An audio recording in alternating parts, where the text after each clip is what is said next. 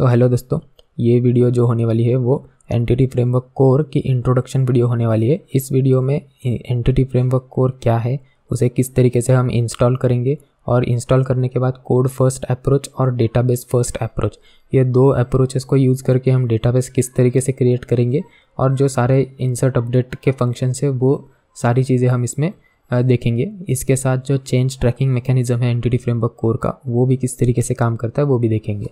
तो जल्दी से हम शुरू करेंगे। तो what is entity framework core? It is an object relational mapper that retrieves the data from database and maps it to the C# classes, thus reducing the complexity of mapping manually। अब object relational mapper का मतलब है कि ये basically एक programme होता है जो डेटाबेस और हमारा जो कोड है उसके बीच में रहता है, और जो डेटाबेस से डेटा आ रहा है वो डेटाबेस में रीडर होता है। अगर आपने यूज़ किया है ADO.NET तो आपको पता होगा एक रीडर आता है। जनरली क्या होता है कि हम लिस्ट ऑफ ऑब्जेक्ट्स रिट्रीव करते हैं, वो ऑब्जेक्ट कोई भी हो सकता है, एम्प्लॉय, डिपार्टमेंट या कुछ भी, उसको हम रिट्रीव करेंगे और एक एक प्रॉपर्टी का जो डेटा टाइप है उसमें उसे टाइप कास्ट करना पड़ेगा, और ये चीज़ बार बार करनी पड़ती है जो कि टाइम कंज्यूमिंग टास्क है।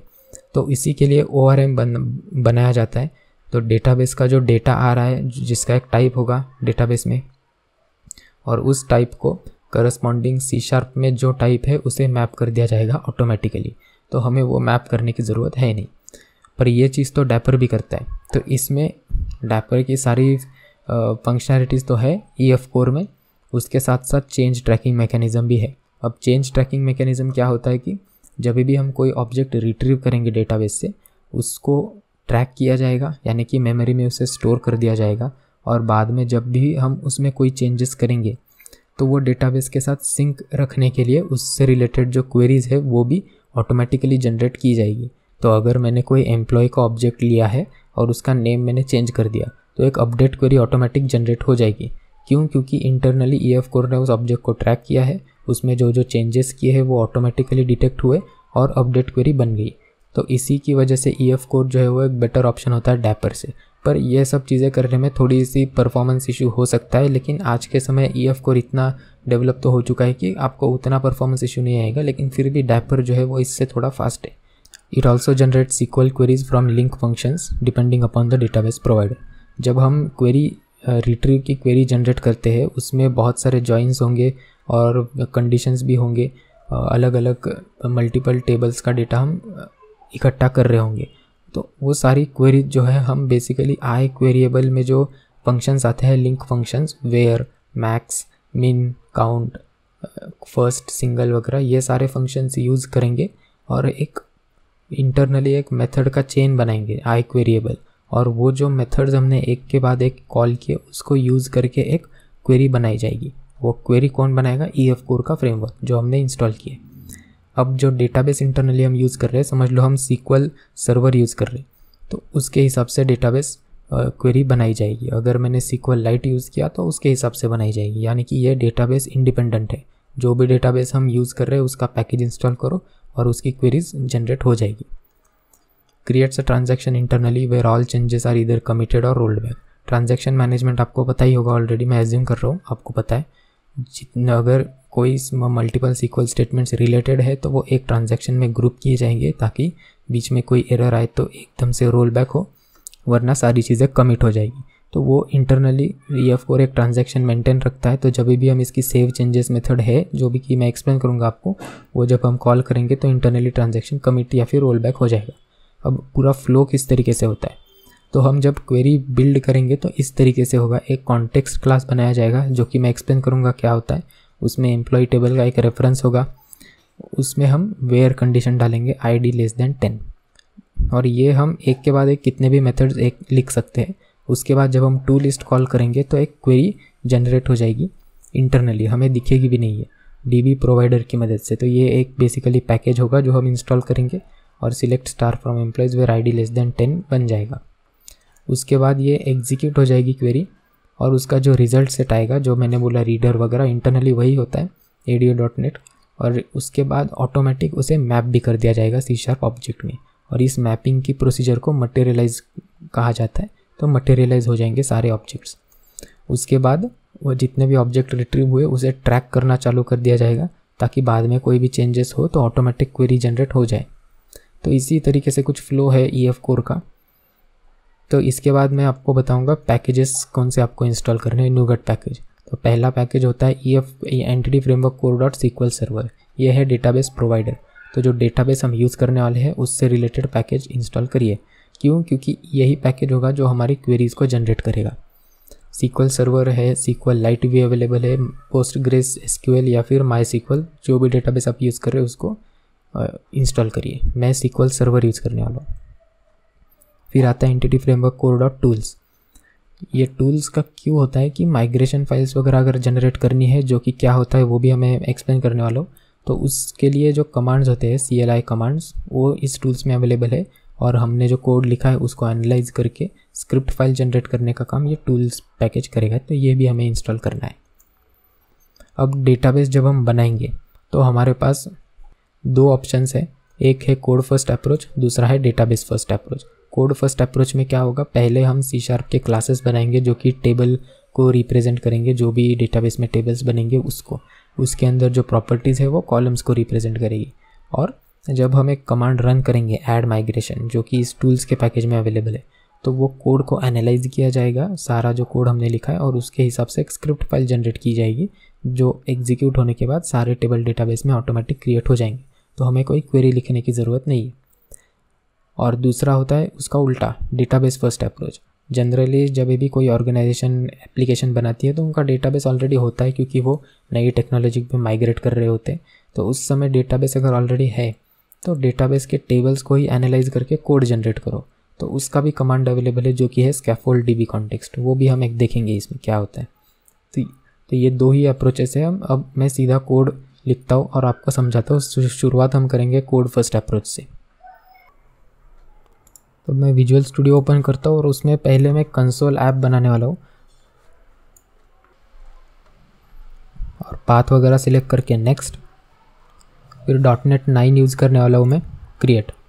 अब यहाँ पे कंसोल ऐप का एक स्टार्टअप प्रोजेक्ट बन चुका है हमारा।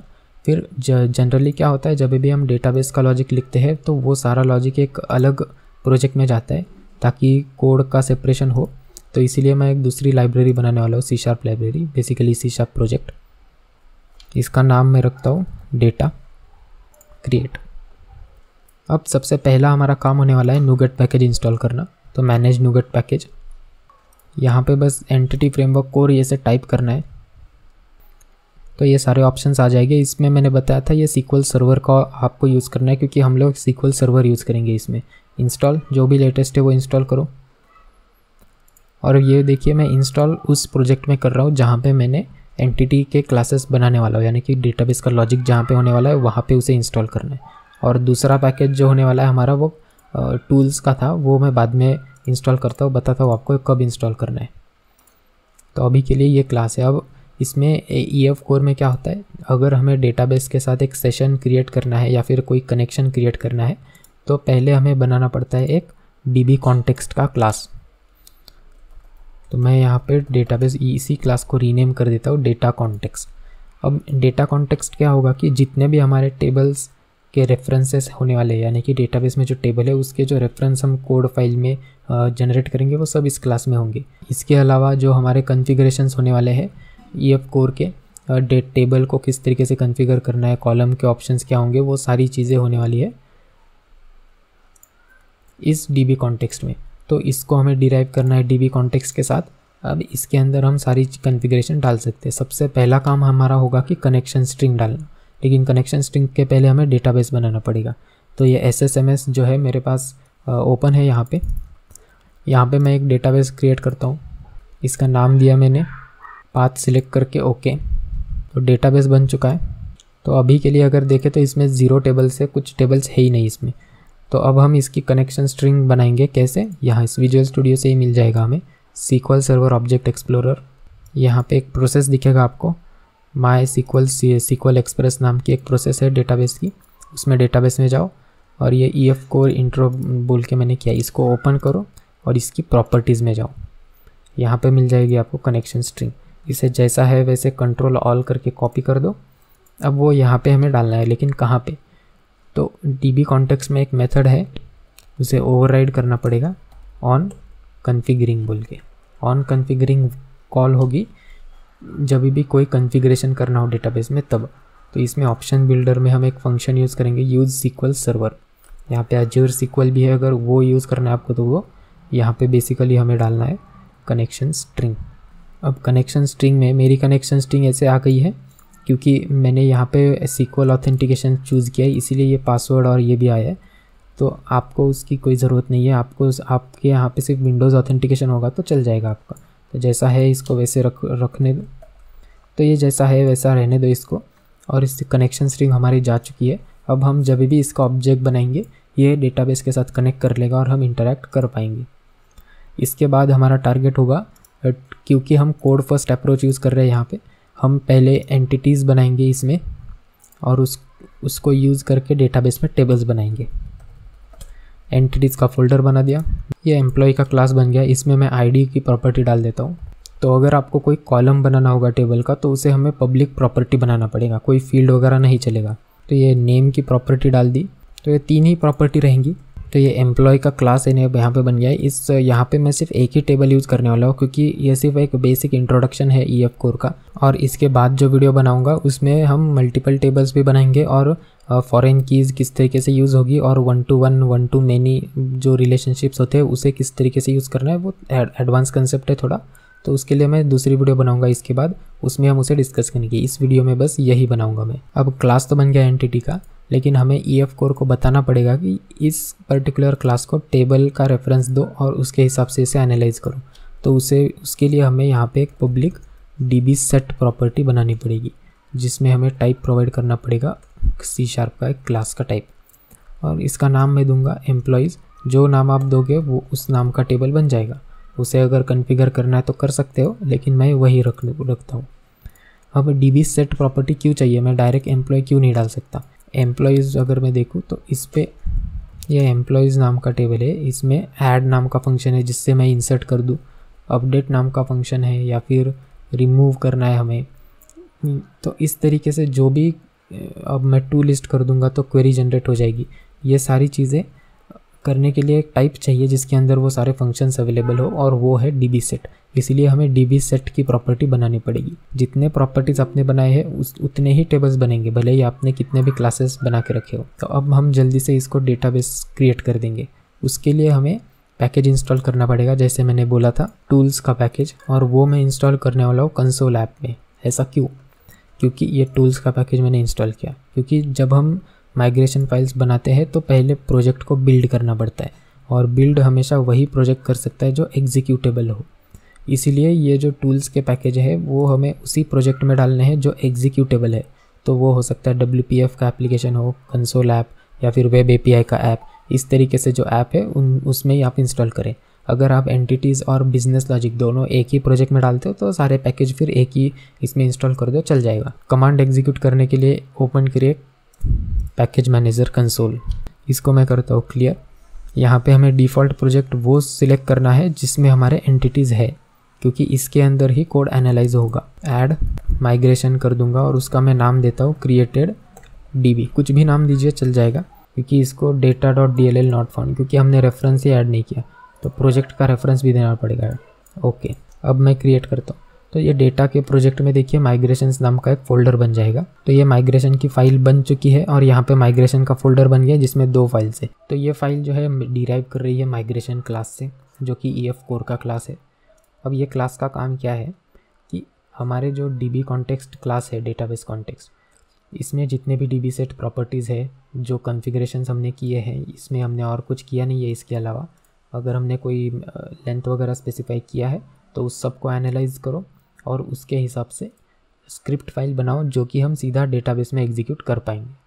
तो वही किया है इसने। यहाँ पे 2 मेथड्स है, अप और डाउन। अप मेथड का काम क्या होता है कि जो भी चेंजेस यहाँ पे हुए हैं डेटाबेस में वो एग्जीक्यूट कर दो, और डाउन का काम होता है कि अगर ये हमने एग्जीक्यूट किया और बाद में हमें लगा कि नहीं इसे रिवर्ट करना है हमें, तो डाउन कॉल करेंगे। तो डाउन में वो सारी चीज़ें ऑपोजिट होगी जो इसमें हुई है।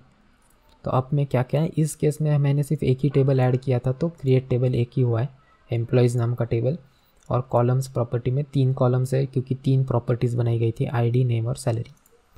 लेकिन ये नेम का अगर टाइप देखोगे तो n_var_char max आया है। क्यों? क्योंकि डेटाबेस में यही टाइप है और हमने C# में स्ट्रिंग दिया था, तो उसका जो मैपिंग होता है डेटाबेस में वो होता है एन वार्कर मैक्स। लेकिन ये मैक्स हमेशा ही सही नहीं होता, परफॉर्मेंस इशू आ सकता है। तो इसको हमें स्पेसिफाई भी करना पड़ेगा डेटा कॉन्टेक्स्ट क्लास में कि इसकी लेंथ जो है वो 20 ही होगी, वो मैं बाद में करूँगा। अभी के लिए मैक्स है। सैलरी तो इंटीजर थी तो इंट ही आ गया डेटाबेस में भी। नलेबल हमने किया नहीं है इसको तो फॉल्स हुआ है। लेकिन आईडी को अगर आप देखें तो इंट है, लेकिन इसके साथ साथ ये आइडेंटिटी भी हो गया है। और अगर आप नीचे देखें तो एक प्राइमरी की बन चुकी है ये आईडी कॉलम पे, लेकिन मैंने तो कहीं पे स्पेसिफाई नहीं किया कि इसे प्राइमरी की बनाना है। तो यहाँ पे आते हैं इसके कन्वेंशंस। अब EF कोर में कन्वेंशंस वो चीज़ें हैं, वो रूल्स है जो EF कोर अज्यूम करके चलेगा कि ऐसा ही होगा। तो अगर मैं किसी एंटिटी क्लास में आईडी नाम की प्रॉपर्टी बनाऊँ तो ये अज्यूम कर लिया जाएगा कि ये प्राइमरी की है। अगर आप नहीं चाहते इसे तो आप इसको ओवरराइड भी कर सकते हो कॉन्फ़िगरेशन में, डेटा कॉन्टेक्स्ट में। डेटा कॉन्टेक्स्ट में आप सारी चीज़ें कॉन्फ़िगर कर सकते हो, लेकिन जनरली हम आईडी ही रखते हैं। इसके अलावा एक और कन्वेंशन है कि table name prefix with ID, ऐसा भी डालूंगा तो भी ये प्राइमरी की माना जाएगा। तो मैंने सिर्फ आईडी रखा है। जनरली हम बेस क्लास बनाएंगे एंटिटी बेस, उसमें आईडी कॉलम होगा और सारे क्लासेस उससे डिराइव होंगे, तो आईडी सब में कॉमन आ जाएगा। क्योंकि हमने इसमें क्रिएट किया है टेबल को, तो डाउन में क्या होगा, ड्रॉप किया जाएगा इस टेबल को अगर हम उसे एग्जीक्यूट करते हैं तो अब जल्दी से मैं इससे तो यही तो आपको इधर समझ में आ गया होगा माइग्रेशन फाइल क्या है। बेसिकली वो सारे कोड को एनालाइज करके स्क्रिप्ट जनरेट करेगा डेटाबेस में जो एग्जीक्यूट होगी वो। अब हम इसे एग्जीक्यूट करेंगे तो वापस से मैं पैकेज मैनेजर ओपन करता हूँ, यहाँ पे अपडेट डेटाबेस ये एग्जीक्यूट करूँगा तो जो लेटेस्ट माइग्रेशन जनरेट किया गया था उसे डेटाबेस में एग्जीक्यूट कर दिया जाएगा। तो ये डन हो चुका है। अब मैं डेटाबेस ओपन करता हूँ और यहाँ पे इसे रिफ्रेश करता हूँ तो ये 2 टेबल्स कॉल हुए, लेकिन मैंने दूसरा तो बनाया नहीं था। तो अगर आप ये दोनों टेबल्स को एग्जीक्यूट करेंगे तो एम्प्लॉय में सारे कॉलम्स बन चुके हैं, आईडी नेम सैलरी। लेकिन ये माइग्रेशन हिस्ट्री बोल के टेबल बना है। इसमें क्या होगा कि जो माइग्रेशंस अप्लाई किए गए हैं डेटाबेस में उसके नाम स्टोर होंगे, बस इसके लिए ये EF कोर इंटरनली मैनेज करेगा। अब ये ऐसा क्यों करता है ये, क्योंकि बाद में अभी नेक्स्ट मैं कुछ चेंजेस करूँगा तो उसमें भी उसे पता होना चाहिए कि लास्ट हमने कौन सा माइग्रेशन अप्लाई किया था, तो वो उस डेटाबेस से लेगा और वहाँ से देखेगा कि उसके बाद का जो माइग्रेशन है वही अप्लाई करना है, तो सारे चेंजेस उसके बाद ही लगे जाएंगे। अब ऐसे आप जितने भी C# क्लासेस बनाओ उनकी DB सेट प्रॉपर्टी बना के एग्जीक्यूट करोगे तो अपने आप बन जाएगा। हमने एक भी SQL क्वेरी अभी तक लिखी नहीं है, लेकिन सारा डेटाबेस तो हमने बना भी दिया स्कीमा। तो इसीलिए EF कोर यूज़ होता है और इसी को हम कहते हैं कोड फर्स्ट अप्रोच। अब मैं आपको इसमें ओवरराइड करके दिखाता हूँ। तो अगर हमें टेबल को कुछ कॉन्फ़िगरेशन ओवरराइड करना है तो ऑन मॉडल क्रिएटिंग नाम का एक मेथड है। तो जब भी ये मॉडल बनाया जाएगा तो ये मेथड कॉल करेंगे ताकि सारे कॉन्फ़िगरेशन हमें मिल जाए। इसमें मॉडल बिल्डर आएगा, उसमें एंटिटी डाल दो, उसका टाइप, किस एंटिटी के लिए आप ये मॉडिफिकेशन करने वाले हो, और उसके बाद एक अंदर लैम्डा फंक्शन होगा और इसमें सारे कॉन्फ़िगरेशंस डाले जाएंगे। अब मैं इसकी प्रॉपर्टी लूँगा, प्रॉपर्टी होगी नेम, और इसमें अब देखिए यहाँ पे कितने सारे फंक्शंस अवेलेबल हो गए। हैज़ कॉलम नेम, तो हैज़ कॉलम नेम करूँगा तो क्या हो जाएगा, इस नेम की प्रॉपर्टी का करस्पॉन्डिंग कॉलम क्या बनेगा वो हम इसमें डाल सकते हैं। मैं इसको सिलेक्ट कर दूँ और इसमें मैं नाम डाल दूँगा सीधा कि भाई ABC ये नाम का कॉलम बनाओ। बाय डिफ़ॉल्ट जो प्रॉपर्टी नेम है वही कॉलम बनेगा। तो ये कॉन्फ़िगरेशन यहाँ पे आया। फिर कॉलम ऑर्डर भी है, कॉलम टाइप भी है, इसका टाइप क्या होगा डेटाबेस में वो भी हम डाल सकते हैं। या फिर कन्वर्जन, यानी कि ये स्ट्रिंग है यहाँ पे, इसका कन्वर्ट हमें किस में करना है, वो डिफ़ॉल्ट वैल्यू देनी है तो वो भी दो। लेकिन मुझे चाहिए हैज़ मैक्स लेंथ। ये फंक्शन क्या करेगा, इस पर्टिकुलर स्ट्रिंग की मैक्सिमम लेंथ क्या होगी वो इसमें कॉन्फ़िगर कर देगा। मैंने कर दिया 25। माइग्रेशन रन करता हूँ, ऐड माइग्रेशन, इस बार नाम देता हूँ मॉडिफाइड कॉलम टाइप। तो अब माइग्रेशंस में देखिए माइग्रेशन फाइल बन गई है नई। इस यहाँ पे दूसरी माइग्रेशन आ गई है जो मैंने नाम दिया था। और इसमें अगर आप देखेंगे तो अल्टर कॉलम नाम का एक फंक्शन कॉल हुआ है। तो EF कोर ने डिटेक्ट कर लिया है इंटरनली कि हमने कॉलम का टाइप चेंज किया, इसलिए अल्टर कॉलम कॉल हुआ है ऑटोमेटिक। तो यहाँ पे अगर आप देखें तो एम्प्लॉयज़ नाम के टेबल में टाइप हमें देना है nvarchar 25, और ये नलेबल नहीं होगा। पर पुराना टाइप क्या था, nvarchar max। लेकिन इसको पता कैसे चला, पहले जब हमने कॉल किया था तो मैंने जैसे बोला था आपको कि ये DB सेट प्रॉपर्टी स्कैन करेगा, जितने भी क्लासेस इसको दिखेंगे वो सबके टेबल बना देगा उसी कॉन्फ़िगरेशन के साथ। तो इसमें भी उसको टेबल बनाना चाहिए था सारा, और ये नई प्रॉपर्टी उसमें नई टाइप आ जाता नेम को। लेकिन इसने ऐसा नहीं किया क्योंकि इसे पता चल गया था कि पहले ही ऑलरेडी हमने टेबल बना के रखा है, तो उसके बाद जो चेंजेस हुए हैं वही हमें जनरेट करने। लेकिन वो कैसे पता चला? एंड माइग्रेशन का नाम तो डेटाबेस से मिल जाएगा, लेकिन कॉन्फ़िगरेशन जो डेटाबेस में अभी स्टेट है वो इसे ये स्नैपशॉट नाम की फ़ाइल से मिल जाएगा। स्नैपशॉट बेसिकली क्या होता है, अभी डेटाबेस का जो स्टेट है वो स्टेट क्या है, यानी कि डेटाबेस में जो टेबल्स बनाए गए हैं उनकी प्रॉपर्टीज़, मतलब उनके जो भी प्राइमरी कीज़ है, फॉरेन कीज़ है, कॉलम के टाइप्स, नाम, वो सारे कॉन्फ़िगरेशन यहाँ पे हो जाएगा। तो उसमें अभी आईडी है जो कि वैल्यू जनरेटेड और ऐड बेसिकली प्राइमरी की, नेम इज़ रिक्वायर्ड है, मैक्सिमम लेंथ ये हो गया। अब ये इसलिए आया है क्योंकि मैंने माइग्रेशन अप्लाई कर दिया है ना, इसलिए ये 25। पहले यहाँ पे हैज़ मैक्स लेंथ होता ही नहीं क्योंकि वो मैक्स ही था। कॉलम टाइप क्या होने वाला है ये, फिर सैलरी जो है इंट होगी, की जो है वो आईडी होने वाली है, और टेबल का नाम ये। तो ये सारे कॉन्फ़िगरेशंस यहाँ पे है। तो जब मैं माइग्रेशन अप्लाई करूँगा, क्रिएट करूँगा, तो ये स्नैपशॉट को देखा जाएगा और इसके अलावा जो एक्स्ट्रा चेंजेस हुए हैं वही चेंजेस को इस माइग्रेशन फाइल में ऐड कर दिया जाएगा। तो टेबल ऑलरेडी था, कॉलम भी था, बस टाइप चेंज हुआ इसलिए ये चेंज हुआ। अब डाउन मेथड में क्या होगा कि नया टाइप वापस n मैक्स कर दिया जाएगा और ओल्ड को ये 25, क्योंकि अप्लाई करने के बाद ही हम डाउन करेंगे इसलिए। तो कुछ इस तरीके से माइग्रेशन फाइल्स और स्नैपशॉट की फाइल्स बनती है यहाँ पे। अब इसको मैं एग्जीक्यूट करता हूँ, अपडेट डेटाबेस, ये अपडेट डेटाबेस ये डन हो गया है। अब यहाँ पे देखेंगे हम, तो अब एम्प्लॉयज़ के डिज़ाइन में अगर मैं जाऊँ तो देखिए इसका टाइप nvarchar 25 हो चुका है और ये नलेबल नहीं है। तो चेंजेस तो यहाँ पे आ चुके हैं। अब एग्जीक्यूट करूँगा वापस सबको, तो इसमें 2 माइग्रेशंस अप्लाई हो चुके हैं, इसमें अभी तक कुछ भी नहीं है। तो एक और चीज़ बतानी रह गई थी, ये माइग्रेशन फाइल में डाउन नाम की मेथड है। तो मैंने जैसे बोला था कि डाउन मेथड में वो सारी चीज़ें रिवर्ट हो जाएंगी जो हमने अप में किया है। यहाँ पे हमने कॉलम का डेटा टाइप चेंज किया था, 25 कर दिया था लेंथ, तो पहले था मैक्स, तो रिवर्ट होते समय क्या होगा, ये मैक्स हो जाएगा ओल्ड जो 25 था उसके हिसाब से। लेकिन ये डाउन कॉल कैसे होगा, तो वही मैं बताने वाला हूँ। तो पैकेज मैनेजर कंसोल में हमने देखा था अपडेट डेटाबेस नाम की एक कमांड है जो कि लेटेस्ट माइग्रेशन को अप्लाई कर देगी। अब लेटेस्ट माइग्रेशन तो अप्लाई हो जाएगा, जब हमें रिवर्ट करना होगा तो हम अपडेट डेटाबेस नाम की ही कमांड यूज़ करेंगे और उसके आगे जो माइग्रेशन तक डेटाबेस को हमें लाना है वो नाम हम वहाँ पे देंगे। अब इसका मतलब क्या, अपडेट डेटाबेस, इसके सामने मैं माइग्रेशन फाइल का नाम डाल दूँगा।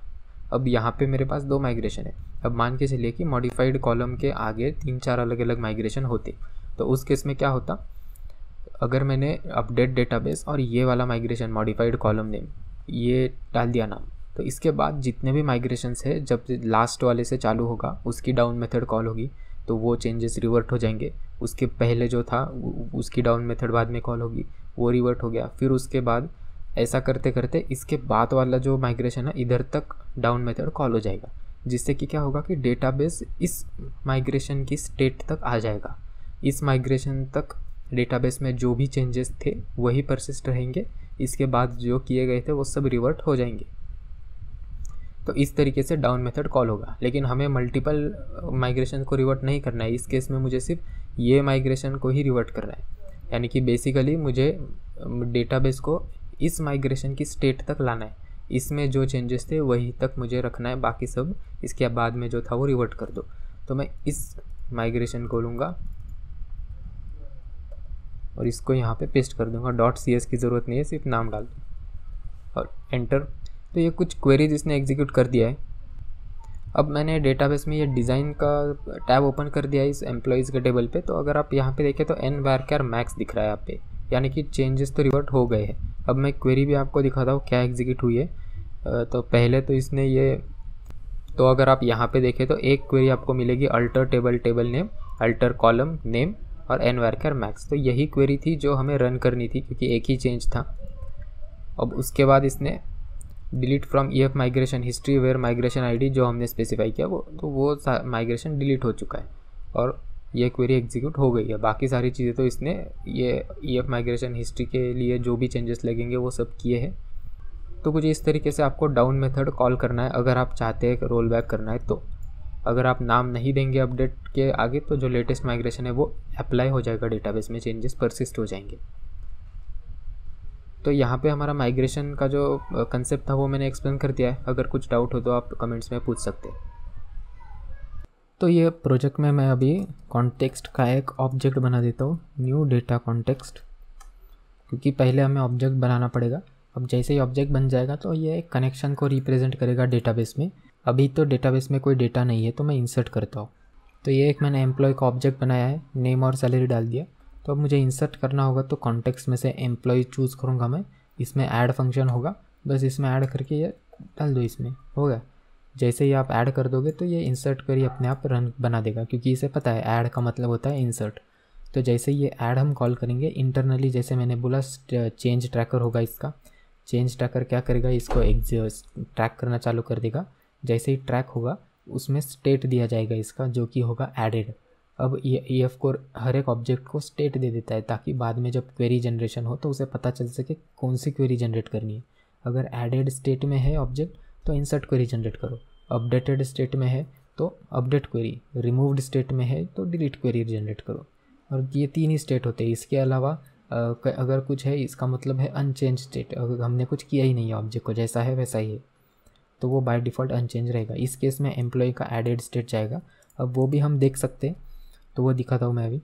यहाँ पे बस मैं डिबग पॉइंट लगा देता हूँ और एग्जीक्यूट करेंगे इसको। अब तो एम्प्लॉयज़ के अंदर ऐड हो गया ये। अब कॉन्टेक्स्ट के में अगर आप जाओ तो इसमें आपको चेंज ट्रैकर का एक प्रॉपर्टी दिखेगी, उसके अंदर डिबग व्यू दिखेगा। इसके लॉन्ग व्यू पे क्लिक कर दो,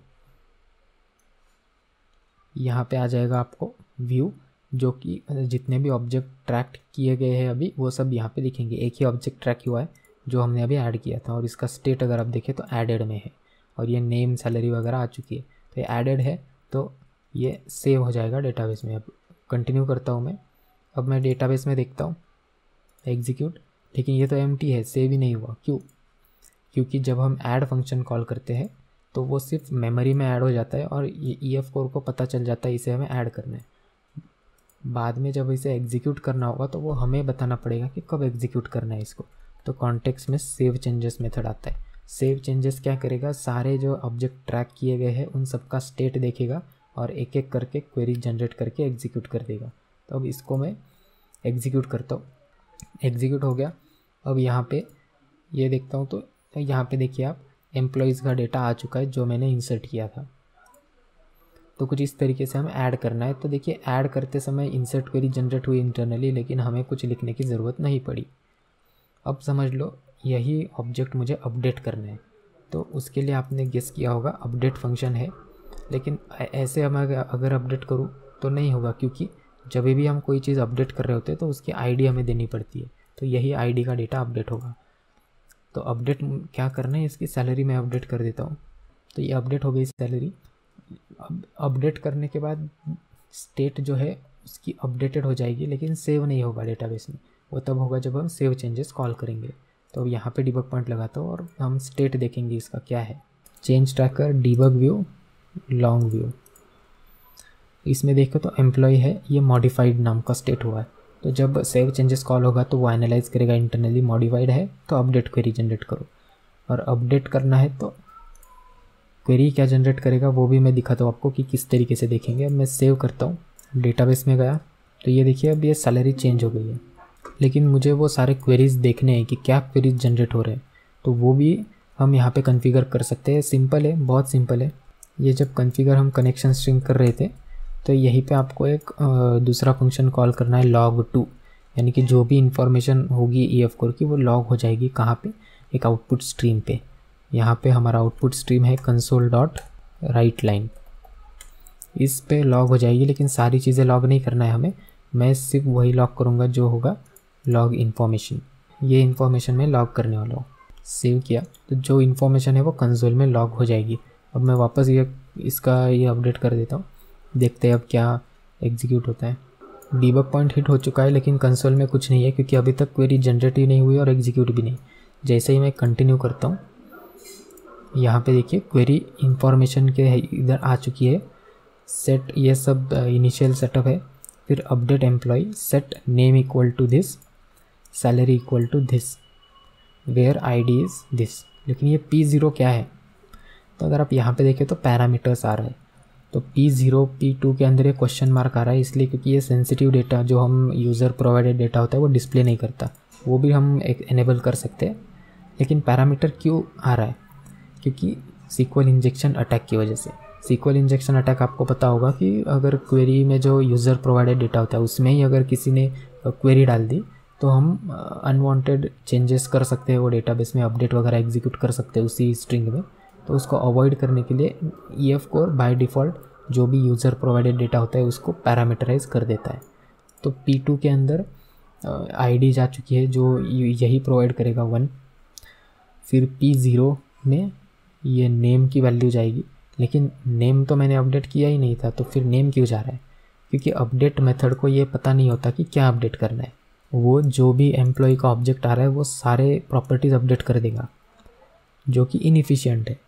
लेकिन EF कोर में ऐसे ही होता था कि अपडेट करना है तो सारी चीज़ें अपडेट हो जाएगी, तो ऑटोमेटिक कोई जो अपडेट किया वो तो हो ही जाएगा, लेकिन जो नहीं किया वो भी हो जाएगा।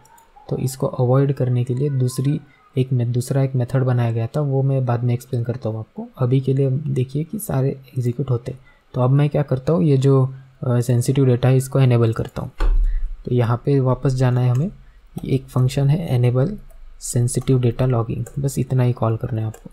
तो ये लॉग करते समय सारा सेंसिटिव डेटा लॉग कर देगा।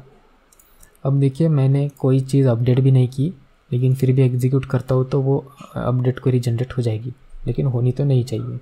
तो देखिए तो पैरामीटर में 1 आ चुका है। अब P0 में A जो कि पहले से A था, और P1 में सैलरी आ गई, और वही चीज़ यहाँ पे अपडेट भी हो गई, लेकिन ये इनएफिशिएंट है, डायरेक्ट अपडेट हो जाएगा। अब इसको अगर रिमूव करना है हमें तो वापस रिमूव कॉल करना पड़ेगा, और उसके लिए हमें ऑब्जेक्ट चाहिए, जो ऑब्जेक्ट हमें रिमूव करना है, और वो बेसिकली ID से रिमूव होगा। तो अगर मैं ये डालूँगा भी नहीं, इसमें कमेंट कर देता हूँ, सिर्फ ID डाल दूँगा तो भी चल जाएगा। क्वेरी देखते हैं क्या होगा। तो क्वेरी देखिए, delete from employees where ID equal to P0, P0 में 1 जाता है ID, तो ये डिलीट हो जाएगा। तो अब यहाँ पे देखेंगे हम, तो ये डिलीट हो गया। तो कुछ इस तरीके से इनके ऐड, अपडेट और रिमूव फंक्शंस हैं। यही फंक्शंस जो है बहुत बार आप यूज़ करोगे, और जब कोई एंटिटी हमें नहीं आती है, यानी कि जो कोई ट्रैक किया नहीं है इसको, जब हमने इस एंटिटी को बनाया ये ट्रैक नहीं कर रहा था, जब हमने इसके अंदर इसको डाला तब ये ट्रैक करना चालू हो गया। तो उस केस में हमें ये 3 फंक्शंस कॉल करने हैं। तो अब इसमें मैं मल्टीपल डेटा ऐड करने के लिए लिस्ट बनाया है, और अगर हम बल्क में ऐड करना चाहते हैं तो ऐड रेंज ये फंक्शन आप कॉल कर सकते हो, जिसमें आप लिस्ट डाल दो। एग्जीक्यूट करता हो तो ये सारा डेटा इसमें जाएगा। अब क्वेरी देखिए इसने क्या जनरेट किया है, इसने इंसर्ट की क्वेरी नहीं कॉल की, मर्ज किया है, जो कि आपको पता भी नहीं होगा कि ये क्वेरी होती भी है। तो ये क्वेरी जिसने कॉल किया और सारे जो वैल्यूज़ थे इसको पैरामीटराइज करके इसने डाल दिया है। अब डेटाबेस में देखता हूँ तो ये 10 कॉलम इसमें आ जाएंगे। तो अब इसी कॉलम को मुझे रिट्रीव भी करना है, तो अब ये कोड मैं डिलीट कर देता हूँ। तो मैंने बस ये डिस्प्ले का एक फंक्शन लिख दिया है जो कि डेटा को डिस्प्ले करेगा जो रिट्रीव हुआ है। अब यहाँ पे देखिए मैंने सबसे बेसिक फंक्शन कॉल किया टू लिस्ट। अब ये जो DB सेट के ऊपर जो फंक्शंस होते हैं इसको हम कहेंगे एग्जीक्यूटेबल फंक्शन। ये फंक्शन क्या करेगा कि टू लिस्ट का मतलब कि जितने भी रोज़ इस पर्टिकुलर टेबल में है वो सब रिट्रीव करेगा। Basically select star from employees ये वाली क्वेरी रन करेगा। तो मैं इसको एग्जीक्यूट करता हूँ और हम देखेंगे क्या क्वेरी कॉल होती है। तो ये एम्प्लॉयज़ तो आ गए सब। Select ID name salary from employees, यानी कि कोई कंडीशन वगैरह नहीं, सीधे तरीके से सारे रोज़ रिट्रीव हो गए। तो वो टू लिस्ट मेथड जो है वो क्वेरी जनरेशन का काम करेगा। इसी के हिसाब से हमारे पास काउंट नाम का मेथड भी है। अभी 10 एम्प्लॉयज़ है डेटाबेस में तो 10 आ जाना चाहिए। तो एम्प्लॉयज़ में देखिए काउंट यहाँ पे हमारे पास 10 आ चुका है क्योंकि 10, लेकिन क्वेरी कौन सी रन हुई, select count star from employees. तो उसको ऑटोमेटिक पता चल गया काउंट का मतलब होता है हमें काउंट चाहिए, तो वो क्वेरी रन करो। अब इसके बाद हम फ़िल्टर कैसे करना है वो देखेंगे। वेयर कंडीशन में मैं डालता हूँ where salary is less than 7 lakh. जैसे ही मैं इसको डालूंगा तो इसको आप देखिए टाइप इसका क्या है, आई क्वेरिएबल, यानी कि ये क्वेरी रन नहीं होने वाली क्योंकि कंडीशन बस हम इंसर्ट कर रहे हैं। इसके बाद अगर मैं चाहूँ तो और एक कंडीशन भी डाल सकता हूँ वेयर से, या फिर मैं स्किप डाल सकता हूँ, स्किप फंक्शन होता है वो सब भी कर सकता हूँ। उसके बाद फाइनली मैं एग्जीक्यूशन मेथड कॉल करूँगा जो कि क्वेरी जनरेट करेंगे। टू लिस्ट करूँगा तो लिस्ट आ जाएगा।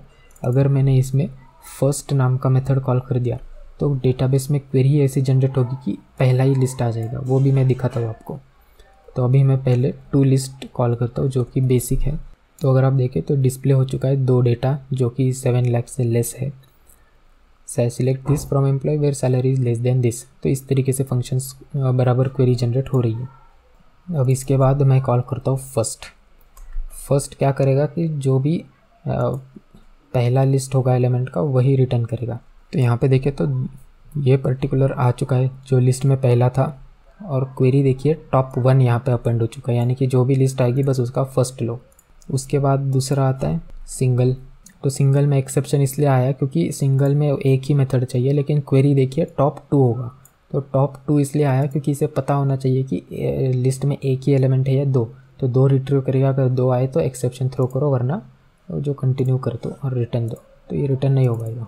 अब इसके बाद अगर आपको कोई स्पेसिफिक सिलेक्ट करना है, कोई स्पेसिफिक कॉलम सिलेक्ट करना है तो सिलेक्ट यूज़ कर सकते हो। जैसे कि सिलेक्ट के बाद हम कॉलम के नाम डालते हैं जो हमें चाहिए वो। तो यहाँ से आप कोई भी एक नया एनोनिमस ऑब्जेक्ट डाल दो जिसमें नाम होंगे कॉलम के, जैसे कि सैलरी, सिर्फ सैलरी चाहिए और आईडी चाहिए मुझे। तो इस तरीके से मैं डाल सकता हूँ। तो इसी एक वेरिएबल आ जाएगा इसका, और फिर टू लिस्ट कॉल कर दूंगा तो ये हो जाएगा। या फिर मुझे सिर्फ अगर एक ही चाहिए सैलरी की लिस्ट तो लिस्ट ऑफ इंटीजर आ जाएगा। तो ये भी हम कर सकते हैं। तो अब मैं क्या कर रहा हूँ कि एक एम्प्लॉय फेच कर रहा हूँ जो कि आईडी इसका 3 होने वाला है, उसका फर्स्ट एम्प्लॉय, यानी कि बेसिकली 3 नाम के आईडी का कर दूंगा। समझ लो मैंने इसको ऑब्जेक्ट को फेच कर लिया और उसके बाद उसमें कोई चेंजेस किए तो भी EF कोर की फंक्शनैलिटी ऐसी है कि वो क्वेरी जनरेट कर सकता है उसके ऊपर। हमें एक्सटर्नली अपडेट मेथड कॉल करने की ज़रूरत नहीं है। तो अभी देखिए यहाँ पे मैंने एक फर्स्ट एलिमेंट कॉल किया है जो कि जिसकी आईडी 3 है। अब इसको मैं करता हूँ, इसकी जो सैलरी है मैं इसको अपडेट कर देता हूँ और 20 कर देता हूँ। अब यहाँ पे क्या होगा, ये एम्प्लॉय का ऑब्जेक्ट फेच हुआ है डेटाबेस से, इसका मतलब कि इसको ट्रैक कर लिया गया है, ट्रैकिंग चालू हो चुकी है इसकी। पहले के केस में कैसा था कि हमने यहाँ पे एम्प्लॉय का ऑब्जेक्ट बनाया था और उसमें उसके बाद अपडेट कर दिया था, तो वो जिस समय बन रहा था तो वो ट्रैक नहीं था। अभी क्या हो गया कि हमने डेटाबेस से ही निकाला है तो वो ऑटोमेटिकली ट्रैक हो रहा है। जब एंटिटी कोई ट्रैक हो रही होती है तो हमें अपडेट मेथड कॉल करने की ज़रूरत नहीं है, सिर्फ सैलरी उसमें अपडेट कर दो तो उसका स्टेट जो है वो ऑटोमेटिक अपडेटेड हो जाएगा। और जब क्वेरी जनरेट होगी तो सिर्फ सैलरी की ही अपडेशन की क्वेरी जनरेट होगी। तो जैसा कि मैंने बोला था उस केस में सारे कॉलम्स अपडेट हो रहे थे जो कि इनएफिशिएंट थे। तो ये वाला तरीका आप यूज़ कर सकते हो अगर आपको कोई, पर उसके लिए आपको डेटाबेस में ऑब्जेक्ट जो है वो मेमोरी में लाना पड़ेगा, तो ये भी एक एक्स्ट्रा कॉस्ट है इसकी। तो अब इसके बाद मैं कॉल करता हूँ context.saveChanges और अभी मैं देखता हूँ चेंज ट्रैकर डीबग व्यू। इसमें अगर मैं देखूँ तो ये तो अभी भी अनचेंज्ड है, और पर यहाँ पे अगर आप सैलरी देखेंगे तो ओरिजिनली 6 लाख थे, अभी 20 है। ये तो अपडेट हुआ है, पर ये क्यों नहीं? क्योंकि अगर हमने इस तरीके से प्रॉपर्टी अपडेट किया तो EF कोर को उस टाइम पे पता नहीं चलता कि हमने अपडेट किया है। तो अगर हमने इस तरीके से प्रॉपर्टी जो ट्रैक्ड एंटिटी है उसकी प्रॉपर्टी चेंज की तो EF कोर उसका स्टेट उसी वक्त मॉडिफाई नहीं करता। जब हम सेव चेंजेस कॉल करते हैं तो इंटरनली एक मेथड कॉल होता है डिटेक्ट चेंजेस बोल के, तो वो हम एक्सटर्नली कर सकते हैं कॉल, लेकिन अवॉइड करिए जनरली क्योंकि वो इंटरनल मेथड है। तो डिटेक्ट चेंजेस जब कॉल होगा तो एक एक एंटिटी का स्टेट मॉडिफाई होगा और उसके बाद क्वेरी जनरेट होगी। तो जब डिटेक्ट चेंजेस कॉल हो जाएगा तो ये मॉडिफाइड हो जाएगा, वो भी मैं आपको करके दिखाता हूँ। अभी इसको कट करता हूँ मैं, context.database.context.changeTracker.detectChanges। तो ये चेंज ट्रैकर में मेथड होती है डिटेक्ट चेंज। तो अब यहीं पे डिबग पॉइंट लगाता हूँ मैं। तो चेंज डिटेक्ट चेंजेस कॉल करने से पहले हमारा स्टेट क्या था, अनचेंज्ड था। अब इसको नेक्स्ट करते हैं। अब देखिए ये चेंज हो गया मॉडिफाइड। जैसे ही डिटेक्ट चेंज कॉल हुआ स्टेट उसका मॉडिफाइड हो गया क्योंकि ये प्रॉपर्टी अपडेट हो चुकी है। अब सेव चेंजेस जब हम कॉल करेंगे तो क्वेरी दिखाता हूँ मैं क्या हो गया। उसके बाद update set salary equal to this, यानी कि अब सिर्फ सैलरी ही सेट हुई। पहले जो सारे कॉलम्स हो रहे थे अब सिर्फ सैलरी हुई क्योंकि इसको पता है सिर्फ सैलरी मॉडिफाई हुई। लेकिन इसके लिए आपको पहले मेमोरी में लाना पड़ेगा। तो अगर कोई ऑब्जेक्ट ट्रैक्ड नहीं है और फिर भी आपको उसकी सिर्फ एक ही प्रॉपर्टी अपडेट करनी है तो उसके लिए EF कोर 7 में नया मेथड आया था जो कि है एग्जीक्यूट अपडेट। तो वो दिखाता हूँ मैं किस तरीके से कॉल होगा। तो वापस मैंने पहले जैसा एक एम्प्लॉय का ऑब्जेक्ट बना दिया जो कि ID 5 होगी, इसे हमें अपडेट करना है। तो context डॉट ये टेबल चूज़ करो, इसके ऊपर आपको नई मेथड मिल जाएंगे, एग्जीक्यूट डिलीट और एग्जीक्यूट अपडेट। ये EF कोर 7 के बाद इंट्रोड्यूस हुए। तो एग्जीक्यूट अपडेट में क्या होगा, हम एक लैम्डा एक्सप्रेशन सेंड करेंगे, प्रॉपर्टी कॉलर होगा ये p डॉट इस पे सेट प्रॉपर्टी के नाम का एक फंक्शन होगा। अब सेट प्रॉपर्टी में क्या होगा, एक एक प्रॉपर्टी हम सेट करेंगे जो हमें अपडेट करना है। तो ई डॉट हमें करनी है सैलरी अपडेट। तो पहला पैरामीटर तो होगा जो प्रॉपर्टी अपडेट करनी है, दूसरा पैरामीटर होगा जो हमें अपडेट करना है वो वैल्यू। तो हम क्या करेंगे, जो एग्जिस्टिंग सैलरी है उसको ही मैं 10% से बढ़ा देता हूँ। तो इसमें मैंने क्या किया, set property salary equal to 10%। ऐसे करूँगा तो क्या होगा, इस एम्प्लॉय में जितने भी सब रोज़ है उन सब की सैलरी 10% से बढ़ जाएगी। लेकिन हमें चाहिए कि सिर्फ गिने चुने एम्प्लॉयज़ की ही अपडेट हो। तो वापस से मैं इसके पहले वेयर कॉल करूँगा, where employees dot ID is greater than 3 and less than 7, यानी कि 4, 5, 6 ये 3 ID जो है यही अपडेट हो जाएंगे, 3 अपडेट हो जाएंगे। तो एग्जीक्यूट अपडेट सिर्फ उसी रोज़ पे कॉल होगा जो इसके पहले हमने फ़िल्टर किया है। अगर हमने फ़िल्टर किया ही नहीं तो सारे रोज़ पे हो जाएगा। और हमें अगर 2 प्रॉपर्टीज़ अपडेट करनी है तो इसी के बाद एक दूसरी प्रॉपर्टी अपेंड करो, सेट प्रॉपर्टी। इस केस में मैं अपेंड करता हूँ नेम, क्या होगा, नेम ही होगा, प्लस इसमें मैं m कर दूंगा जो कि होगा मॉडिफाइड। जितने प्रॉपर्टी चाहिए अपेंड करते जाओ। अब जैसे ही मैं सेव चेंजेस करूँगा तो आप देखना ये ऑब्जेक्ट ट्रैक्ड भी नहीं है, लेकिन फिर भी 2 ही प्रॉपर्टीज़ अपडेट हुई। Update name equal to name plus m और सैलरी इक्वल टू जो कास्ट हुई सैलरी और मल्टीप्लाई बाय 1.1 और वेयर कंडीशन अप्लाई हो गई। डेटाबेस में अगर देखें तो 4, 5 और 6 इन्हीं के नाम चेंज हुए और सैलरी 10% से बढ़ गई। तो इस तरीके से आप एक इफ़िशिएंट तरीके से अपडेट कर सकते हो। तो रिकमेंडेड यही है, अगर आप नॉन ट्रैक्ड एंटिटीज़ को अपडेट कर रहे हो तो ये है मेथड। और इसी तरीके से होगा एग्जीक्यूट डिलीट। अब एग्जीक्यूट डिलीट में हमें प्रॉपर्टीज़ डालना नहीं है क्योंकि पूरी रो ही डिलीट हो जाएगी। तो डिलीट कौन से रोज़ होंगे, जो हमने फ़िल्टर किए हैं यहाँ पे वो। अगर ये डाला ही नहीं आपने तो जितने भी रोज़ है सब डिलीट हो जाएंगे। तो अब मैं ये 3 को नहीं करूँगा, एक ही रो नंबर जो 3 है इसको डिलीट कर देता हूँ मैं। Where row ID equal to 3 execute delete. तो इसके ऊपर डिलीट कॉल होगा। पहले कैसा था, जो रिमूव मेथड थी हमारे पास, वो डेटा का ऑब्जेक्ट जो है वो मेमोरी में लाना पड़ रहा था और उसके बाद रिमूव करो। लेकिन इस केस में बिना ट्रैक किए ही हम उसे रिमूव कर पाएंगे। ये एक बहुत इफ़िशिएंट मेथड है नए, जिससे कि ऑब्जेक्ट्स मेमोरी में कोई ज़रूरत नहीं है उनकी।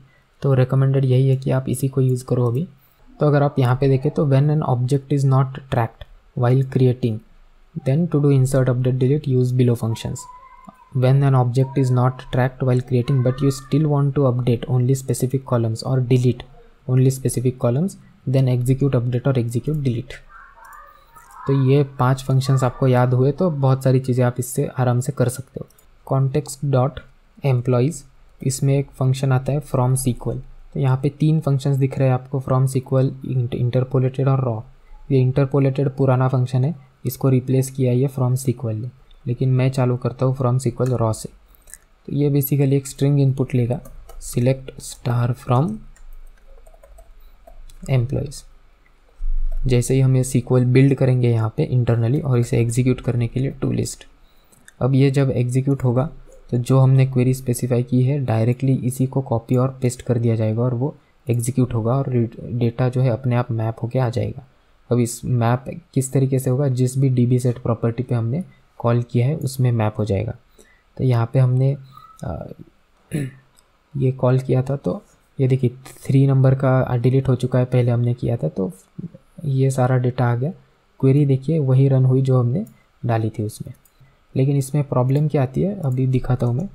मुझे C नेम वाले एम्प्लॉय चाहिए, तो एग्जीक्यूट किया मैंने तो क्वेरी अगर देखोगे तो डायरेक्टली इंसर्ट हो गया। लेकिन मैंने जैसे एक्सप्लेन किया था ये ऐसे होना नहीं चाहिए। सीक्वल इंजेक्शन अटैक्स की वजह से उसको अवॉइड करने के लिए इसे पैरामीटर में कन्वर्ट करना पड़ेगा।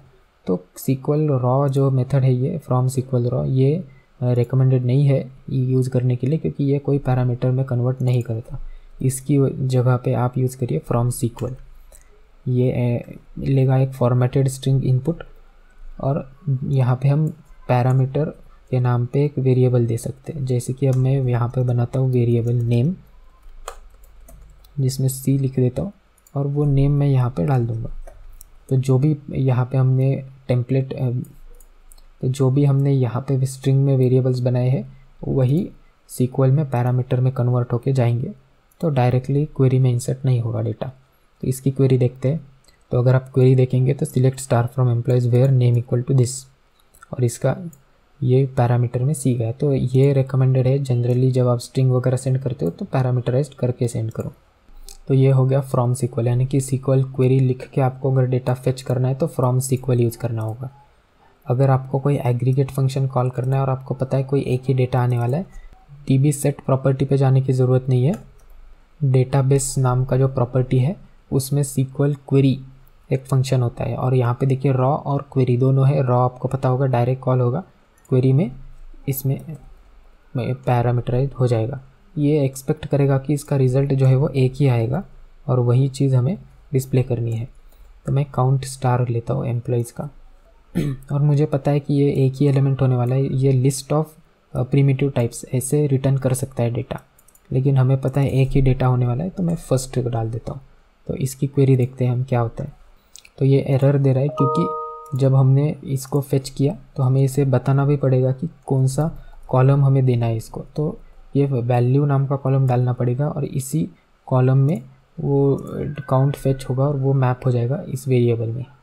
तो देखिए मैंने फर्स्ट क्वेरी डाली थी, तो जो मैंने क्वेरी डाली उसे इसने फ्रॉम में डाल दिया, क्योंकि इसे खुद का भी डेटा डालना पड़ेगा। मैंने फर्स्ट मेथड यूज़ किया है इसीलिए। तो फर्स्ट मेथड में क्या होता है कि टॉप 1 ही आता है, तो फ्रॉम में इसने मेरी क्वेरी डाल दी। तो जो इस क्वेरी से डेटा आएगा वो उसका टॉप 1 ही फेच करो।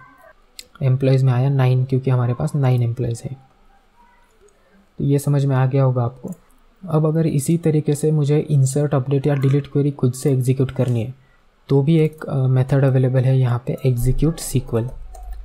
सेम है एग्जीक्यूट SQL इंटरपोलेटेड और रॉ तो आपको पता चली गया होगा। जो हम डालेंगे सारी चीज़ें उसमें सेम कॉपी पेस्ट हो जाएगी।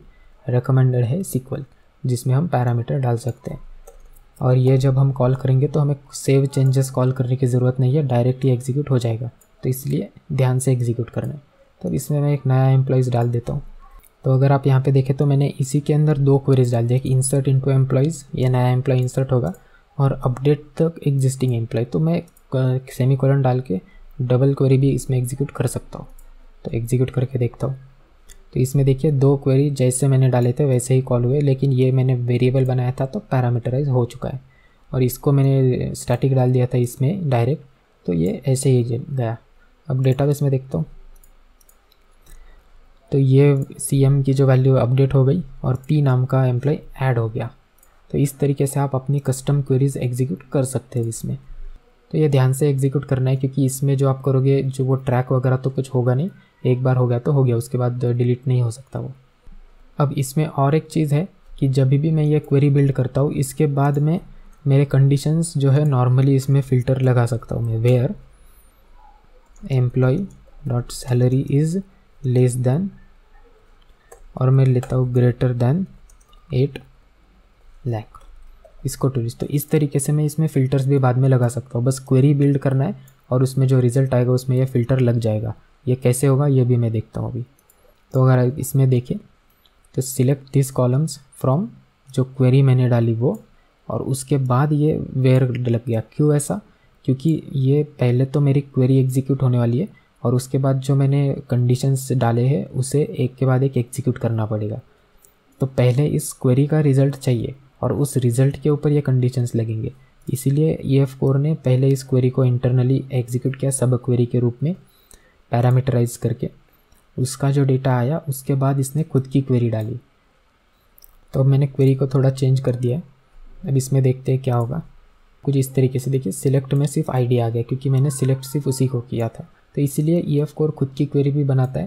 पहले मैंने जो क्वेरी डाली वो एग्जीक्यूट होगी इंटरनली, उसके बाद जो EF कोर में कंडीशंस डाले गए थे वो उसके ऊपर अप्लाई हो जाएंगे। तो अल्टीमेटली जो डेटा आएगा वो सिर्फ वही होगा जो हमने पूरी तरीके से स्पेसिफाई किया है। तो अब यहाँ पे देखिए, when an object is tracked then property updates will be automatically detected. तो हमें सिर्फ सेव चेंजेस कॉल करना है। और अगर हमें कस्टम क्वेरीज एग्जीक्यूट करनी है तो ये 6 मेथड्स हैं, from SQL, raw, SQL query या फिर रॉ, रॉ जनरली रिकमेंडेड नहीं है, हमें ये पहले फंक्शन से कॉल करनी है। फ्रॉम सीक्वल यूज़ करना है फेच करने के लिए data from a specific table. SQL query अगर एग्रीगेट फंक्शन है या फिर प्रिमिटिव की लिस्ट आने वाली है तो सीक्वल क्वेरी। एग्जीक्यूट सीक्वल अगर कोई क्वेरी एग्जीक्यूट करना है तो उसमें जाएगा, पैरामीटराइज जाएगा, इसमें रॉ में पैरामीटराइज नहीं होगा। तो इतने फंक्शंस अगर आपने कर लिए तो लगभग आपको सारी चीज़ें आ चुकी है EF कोर की, बेसिक चीज़ें बोल रहा हूँ। इसके बाद एडवांस चीज़ों के बारे में अब नेक्स्ट वीडियो बनाऊंगा मैं, पर इतना आपने कर लिया तो बेसिक चीज़ें आपकी क्लियर हो चुकी है। तो आई होप कि इतना तो आपको समझ में आ चुका होगा। यहीं पे कुछ प्रॉब्लम है तो आप कमेंट्स में पूछ सकते हैं, उसका आंसर मैं दे दूँगा। तो अब तक आपको EF कोर का जो बेसिक आइडिया है वो तो आ चुका होगा, जो फंडामेंटल्स बेसिकली जो मेथड्स वगैरह जो कॉल करने के थे और जिस तरीके से क्वेरी जनरेट होती है, क्वेरी डिस्प्ले हम कैसे करेंगे, वो सारी चीज़ें समझ में आ गई होगी। लेकिन अब तक जो है हम सिर्फ कोड फर्स्ट अप्रोच जो है वही देख रहे थे। पहले हमने एंटिटीज़ के क्लास बनाया एक और उसको DB सेट प्रॉपर्टी में डाल दिया और update database migration file generate किया और उसके बाद उसको एग्जीक्यूट कर लिया और डेटाबेस क्रिएट किया। लेकिन हर बार हम ये नहीं कर सकते, कुछ केसेस में हमारे पास डेटाबेस ऑलरेडी अवेलेबल है, उस केस में हमें उन टेबल्स को एनालाइज करके ये वाले क्लास जनरेट करने हैं और इसका जो डेटा कॉन्टेक्स्ट होगा वो भी। तो उस केस में हमारे पास एक ऑप्शन है डेटाबेस फर्स्ट अप्रोच। उस केस में एक कमांड होती है, बेसिकली ज़्यादा कुछ है नहीं उसमें भी, इससे भी ज़्यादा सिंपल है वो तो। उसमें भी एक स्कैफोल्ड DB कॉन्टेक्स्ट बोल के एक कमांड है, वो रन करेंगे, उसके कुछ पैरामीटर से वो देंगे तो अपने आप ये DB कॉन्टेक्स्ट, डेटा कॉन्टेक्स्ट और एंटिटीज़ का क्लास जनरेट कर देगा। तो अभी मैं क्या करता हूँ, ये जो क्लासेस और फाइल्स जो जनरेट हुई थी वो सब मैं डिलीट कर देता हूँ। और डेटाबेस तो हमने ऑलरेडी बना के रखा है तो उसका कोई टेंशन नहीं है। अभी देखेंगे तो ये जो प्रोजेक्ट है ये पूरा एम्प्टी हो चुका है। तो हमारे पास डेटाबेस अब रेडी है, लेकिन हमें कोड जनरेट करना है, तो इसको भी मैं क्लियर कर देता हूँ। तो उसके लिए हमें चाहिए होगी कनेक्शन स्ट्रिंग। तो कनेक्शन स्ट्रिंग आपको पता है, यहाँ पे प्रॉपर्टीज़ में जाना है और ये सिलेक्ट ऑल कॉपी करना है। अब यहाँ पे कमांड डालेंगे हम स्कैफोल्ड DB कॉन्टेक्स्ट, ये कमांड है। इन्वर्टेड कॉमास में हमें डालना है कनेक्शन स्ट्रिंग, तो ये डाल दिया कनेक्शन स्ट्रिंग। तो इस कनेक्शन स्ट्रिंग से ये कनेक्ट होगा। उसके बाद हमें इसको बताना पड़ेगा कि कौन सा हम डेटाबेस प्रोवाइडर यूज़ कर रहे हैं, क्योंकि डेटाबेस को एनालाइज करके जो पहले एनालाइज करने के लिए इसे पता होना चाहिए कि हम कौन सा डेटाबेस यूज़ कर रहे हैं। तो SQL सर्वर होगा और उसी के हिसाब से जो कोड होगा वो जनरेट होगा। तो microsoft.entityframeworkcore.sql सर्वर ये पैकेज हम यूज़ कर रहे हैं। फिर स्पेस देके तो इधर तक अगर आप रन करेंगे तो भी आपका हो जाएगा, लेकिन सारी चीज़ें जो है वो करंट डायरेक्टरी में ही हो जाएगी। लेकिन हमें वो फोल्डर स्ट्रक्चर भी चाहिए और डेटा कॉन्टेक्स्ट का जो नाम है क्लास का वो डेटाबेस का नाम आ जाएगा। इस केस में मैंने ये EF कोर इंट्रो डाला है तो वही क्लास का नाम बनेगा, लेकिन मुझे एक चेंज करना है उसे। तो मैं कॉन्टेक्स्ट बोलूँगा और यहाँ पे हम नाम देंगे डेटा कॉन्टेक्स्ट, ये वाला क्लास का नाम हमें चाहिए। उसके बाद ये कॉन्टेक्स्ट का क्लास जो है वो कौन सी डायरेक्टरी में बनेगा, तो ये करंट, यानी कि इसी प्रोजेक्ट में हमने बनाया था पहले करंट में, तो यहीं पे रहेगा। आउटपुट डायरेक्टरी, तो जो एंटिटीज़ के क्लास बनेंगे सारे टेबल्स से रिलेटेड वो कौन सी डायरेक्टरी में जाएंगे, एंटिटीज़ नाम की डायरेक्टरी में जाएंगे। तो ये करंट जो भी अभी पाथ है उसमें एंटिटीज़ नाम का फोल्डर बनेगा और उसमें वो एंटिटीज़ बन जाएंगे। तो कुछ इस तरीके से क्वेरी थी, इसको मैं अभी एंटर करता हूँ। तो प्रॉब्लम क्या था कि इसमें हमने ये सब कोड लिख के रखा है, तो उसकी वजह से मुझे प्रॉब्लम आ रहा था। तो इसको अब मैं कमेंट कर देता हूँ क्योंकि हम ये यूज़ भी नहीं कर रहे। तो एक कंसोल राइट लाइन डाल देता हूँ। अब ये बिल्ड हो जाएगा, बिल्ड सक्सीडेड। तो कमांड एग्जीक्यूट हो चुकी है और यहाँ पे अगर आप देखेंगे तो डेटा कॉन्टेक्स्ट जैसे हमने नाम दिया था वो कॉल हो गया और एंटिटीज़ के अंदर एम्प्लॉय नाम का क्लास हो गया। अब एक एक करके हम देखेंगे किस तरीके से जनरेट हुआ है। तो डेटा कॉन्टेक्स्ट में गया मैं, यहाँ पे अगर आप देखें तो 2 कंस्ट्रक्टर्स बने हैं, पर हमने पहले एक ही कंस्ट्रक्टर बनाया था, तो मतलब बनाया ही नहीं था। तो बेस जो हमारा था डिफ़ॉल्ट कंस्ट्रक्टर वही था। ये क्यों बनाए, ये इसलिए बनाए क्योंकि जब हम इस DB कॉन्टेक्स्ट को डिपेंडेंसी इंजेक्शन में रजिस्टर करते हैं तो उस समय रजिस्टर करते समय ही हम ऑप्शंस प्रोवाइड कर सकते हैं। ऑप्शंस बेसिकली कनेक्शन स्ट्रिंग होती है, जो हमने कनेक्शन स्ट्रिंग और लॉग करने का जो इन्फॉर्मेशन लिखा था ऑन कॉन्फ़िगरिंग मेथड को ओवरराइड करके, वही ऑप्शंस थे। तो ये पहले कॉल हो जाएंगे अगर हमने इसे प्रोवाइड किया है तो बेसिकली ये कब यूज़ होता है, जब हम वेब API का एप्लीकेशन बनाते हैं या फिर डिपेंडेंसी इंजेक्शन यूज़ कर रहे हैं तब। फिर हमारी DB सेट प्रॉपर्टी बन गई एम्प्लॉयज़, ये वर्चुअल बना है। वर्चुअल इसलिए है क्योंकि ईगर लोडिंग चाहिए इसीलिए। अब ये ईगर लोडिंग वगैरह के जो कंसेप्ट होते हैं वो एडवांस कंसेप्ट है, वो बाद में हम समझेंगे। अभी के लिए ये वर्चुअल बन चुका है, इसको निकालना है तो निकाल सकते हैं। फिर ये वार्निंग नाम का एक कमेंट आ चुका है, कोई ज़रूरत नहीं है इसकी। फिर ऑन कॉन्फ़िगरिंग मेथड को इसने ओवरराइड कर दिया जैसे हमने पहले किया था, और वहाँ पे भी same use SQL server function call करके कनेक्शन स्ट्रिंग डाल दिया जो हमने प्रोवाइड किया था। तो पहले ये अगर प्रोवाइड किए हैं तो ये लग जाएंगे, उसके बाद ये होगा। और फिर ऑन मॉडल क्रिएटिंग में इसने ये क्लासेस बना दिए हैं ताकि इसमें हम हमारा कॉन्फ़िगरेशन डाल सके, पर अभी के लिए हमारा कोई कॉन्फ़िगरेशन था ही नहीं, इसलिए ऐसा बन गया है, क्योंकि सब डिफ़ॉल्ट में ही था और जो माइग्रेशन था वो भी हमने अपडेट कर दिया था। और अगर एम्प्लॉय में जाओ तो ये क्लासेस बन गए, ये नल इसलिए क्योंकि वहाँ पे नॉट नल था। अब मैं वापस इसको डिलीट करता हूँ और वहाँ पे जो हमने एन वैरचर मैक्स कर किया था अभी रोल बैक करके, उसको वापस मैं रिवर्ट कर देता हूँ। तो यहाँ पे मैंने क्वेरी लिख दी है, जो कि क्या होगा, डेटा ये जो कॉलम का टाइप है वो चेंज हो जाएगा, एन वैरचर 25। अब वापस मैं उसको रन करता हूँ ताकि मैं आपको दिखा दूँ कि ऑन मॉडल क्रिएटिंग में ये अपने आप कॉन्फ़िगर कर लेगा। तो यहाँ पे वापस सब जनरेट हुआ है। अब यहाँ पे अगर आप देखेंगे ऑन मॉडल क्रिएटिंग में, तो नेम को मैक्स लेंथ इसने 25 कर लिया है। तो ये भी कॉन्फ़िगरेशन अपने आप ही आ जाएंगे। इसमें अगर कोई फॉरेन की वगैरह होगा तो वो अपने आप ही यहाँ पे आ जाएगा, और उससे रिलेटेड जो कलेक्शन प्रॉपर्टीज़ वगैरह इसमें होते हैं वो भी आ जाएगा। तो यहाँ पे देखिए मैंने 3 क्वेरीज लिख दिए, क्रिएट टेबल डिपार्टमेंट्स, जिसमें मैं आईडी प्राइमरी की डालूंगा आइडेंटिटी के साथ, और नेम डालूंगा एन वैरचर 50, और ये नॉट नल होगा। 2 कॉलम्स होंगे डिपार्टमेंट्स में, और alter table employees add this column, department ID मैंने डाल दिया एम्प्लॉयज़ के टेबल में। अब इसको मुझे फॉरेन की बनाना है, तो उसकी डेटाबेस की क्वेरी लिख दी, अल्टर टेबल ऐड कंस्ट्रेंट, ये होगा कंस्ट्रेंट का नाम जो कि कन्वेंशन के हिसाब से ऐसे ही होता है, और वो जो कि फॉरेन की है ये वाला कॉलम डिपार्टमेंट आईडी, और रेफरेंस करेगा डिपार्टमेंट्स के टेबल को और उसके अंदर का आईडी कॉलम को, और ऑन डिलीट कैस्केड। तो इन तीनों को मैं रन करता हूँ, तो हो गए 3।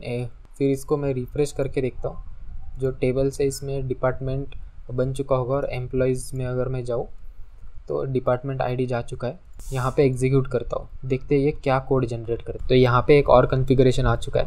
पहले जो कॉन्फ़िगरेशन था ये 25 का, ये तो रह गया, ये तो ऐसे ही है। इसके अलावा डिपार्टमेंट नाम का एक प्रॉपर्टी डीबी सेट प्रॉपर्टी बन गया, उसकी कॉन्फ़िगरेशन देखिए, आईडी जो है वो प्राइमरी की होगी। अब इसने कन्वेंशन के हिसाब से अपने हिसाब से नाम चूज़ किया है, अगर हमने दिया होता तो वो ले लेता, हमने नाम ही नहीं दिया था, सिर्फ प्राइमरी की बनाया था तो इसने ऑटोमेटिक दे दिया। और नेम को जो है 50 लेंथ इसने आइडेंटिफाई कर लिया। उसके बाद एम्प्लॉय के टेबल में 25 जो है लेंथ, तो जो पहले से थी। फिर देखिए जी, ये यहाँ पे आ चुका है। ये क्या है कि एंटिटी हैज़ 1, मतलब एंटिटी मतलब एम्प्लॉय हैज़ 1 डिपार्टमेंट। अब ये डिपार्टमेंट किधर से आया, तो एंटिटीज़ का जो यहाँ पे 2 टेबल बन गए। अगर मैं डिपार्टमेंट में जाऊँ तो आईडी और नेम बन गया, लेकिन एक कलेक्शन भी बन चुका है। अब एम्प्लॉय में अगर जाओ तो आईडी नेम सैलरी तो आ गई, डिपार्टमेंट आईडी भी आ गया, जो कि हमने नलेबल रखा था तो क्वेश्चन मार्क आ गया यहाँ पे नल। लेकिन एक ये प्रॉपर्टी भी आ गई है, तो इसे EF कोर में कहा जाता है नेविगेशन प्रॉपर्टी। नेविगेशन मतलब कि एक एंटिटी अगर किसी दूसरे एंटिटी से रिलेटेड है तो इसको फेच करते समय हो सकता है कि उसे भी हमें फेच करना हो एक साथ, कि इस एम्प्लॉय जो डिपार्टमेंट से कनेक्टेड है वो डिपार्टमेंट का भी डेटा हमें चाहिए, तो अलग से क्वेरी करने से अच्छा उसी में हम इंक्लूड कर देंगे। तो इसके लिए ये प्रॉपर्टी है, अगर हमें चाहिए तो, नहीं चाहिए तो ये नलेबल है तो नल ही रहने देंगे। अब ये जो वर्चुअल यहाँ पे दिख रहा है ये लेज़ी लोडिंग के लिए है। अगर हमने लेज़ी लोडिंग एनेबल किया है तो उस केस में क्या होगा, इसको हमने जैसे ही रेफरेंस किया कि किसी कोड में, तो अपने आप इसकी क्वेरी जनरेट होकर फेच किया जाएगा। वो एडवांस कंसेप्ट है, वो हम बाद में समझेंगे। अभी के लिए बस समझिए कि अगर हम चाहते हैं तो डिपार्टमेंट का डेटा भी लोड करेंगे इस एम्प्लॉय से रिलेटेड जो डिपार्टमेंट है वो, या फिर इसको नल ही रहने देंगे। तो इसके लिए ये बन गया।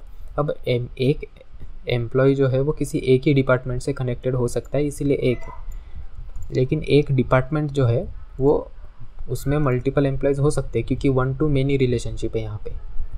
तो इसीलिए यहाँ पे कलेक्शन ऑफ एम्प्लॉय बन चुका है, क्योंकि डिपार्टमेंट में मल्टीपल एम्प्लॉयज़ हो सकते हैं। कलेक्शन को इसने लिस्ट असाइन कर दिया है। तो जब हम डिपार्टमेंट फेच कर रहे हैं, अगर हम चाहते हैं कि इस डिपार्टमेंट में जितने भी एम्प्लॉयज़ हैं उनकी भी लिस्ट हमारे पास आए तो इसको इंक्लूड कर सकते हैं, वरना ये एम्प्टी ही रहेगा। तो इस तरीके से इसने ऑटोमेटिक कोड जनरेट किया है, हमें कुछ करने की ज़रूरत पड़ी नहीं। अब ये जो प्रॉपर्टीज़ है इसको मैं एग्जीक्यूट भी करके दिखाता हूँ आपको। तो ये डेटा कॉन्टेक्स्ट लिया। अब मैं सिंपल जो है एम्प्लॉयज़ को रिट्रीव, लेकिन हमारे पास डिपार्टमेंट में कोई डेटा भी नहीं है तो वो इंसर्ट करता हूँ मैं पहले। तो 2 मैंने IT और सपोर्ट डिपार्टमेंट डाल दिया है।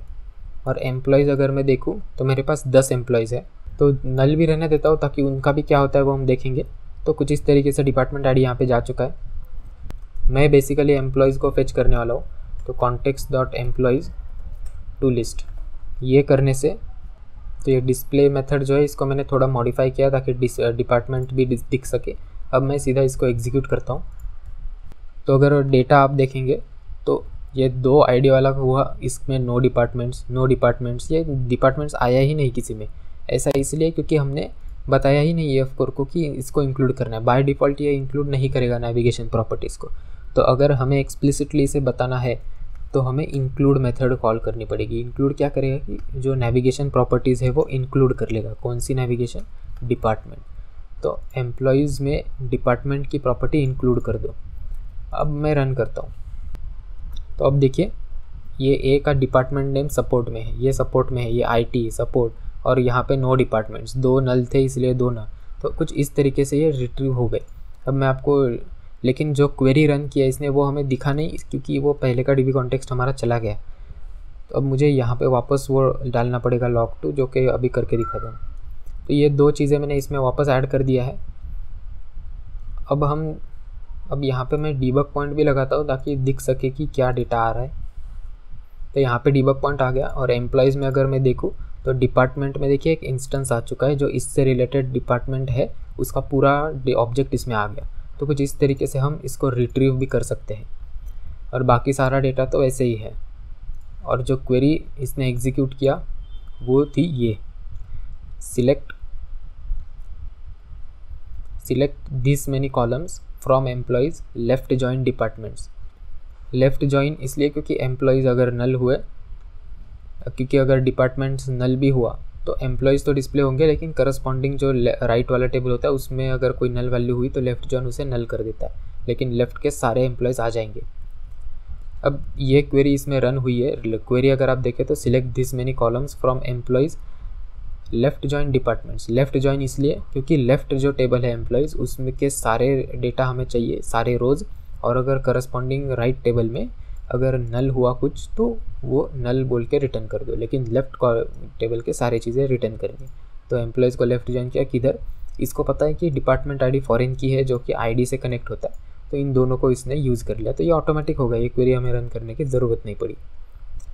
तो इस तरीके से सारा डेटा हमारे पास आ सकता है।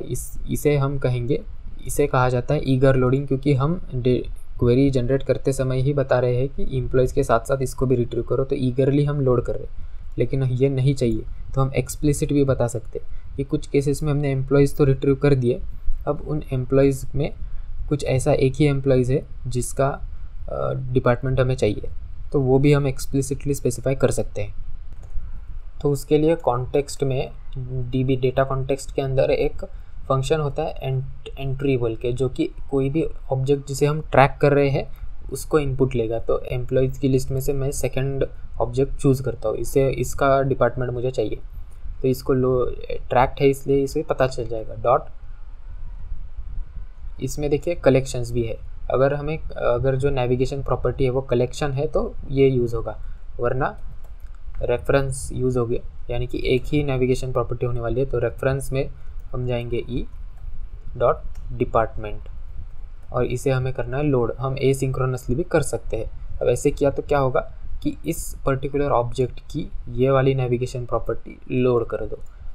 अब यहाँ मैं डीबग पॉइंट लगाकर दिखाता हूँ। तो डीबग पॉइंट यहाँ पे आ गया, क्योंकि हमने ईगरली स्पेसिफाई नहीं किया था तो सारे डिपार्टमेंट नल हो चुके हैं। ये 1 जो हमने दिया है इसका भी नल है, बाकी सब भी नल ही है। जैसे ही ये एग्जीक्यूट हो जाएगा नेक्स्ट, तो अब कोड यहाँ पे आ चुका है। अगर मैं यहाँ पे देखूँ तो हमने ईगरली स्पेसिफाई नहीं किया था तो डिपार्टमेंट सब का नल है, बराबर। अब मैं इसको रन करता हूँ, ये रन किया।